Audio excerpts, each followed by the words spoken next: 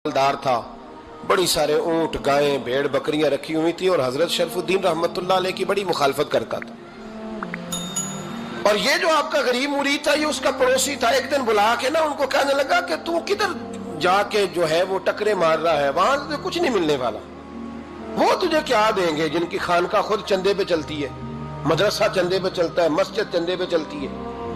तेरी बेटी का मामला कहां हल होगा? तो उस दरवेश ने कहा कि तू मेरे पीर को नहीं जानता, तू अजय मेरा महबूब नहीं डिठा, तो पता नहीं ना, तू इस रास्ते का मुसाफिर नहीं, तू नहीं जानता। उनका बस चले ना तो वो हर कीमत में मेरी बेटियों की शादी करा दे। अब वो ईसाई था, कहने लगा अच्छा चलो ठीक है, अगर इतनी बात है ना तो जाओ उनसे जाके कह दो कि 6 साल के लिए मेरे साथ मुआहदा कर लें, तो मेरे जानवरों को चारा डाल दिया करे, 6 साल ड्यूटी करे, मैं 6000 दिनार दे देता हूं। वो मेरे साथ 6 साल मेरे जानवरों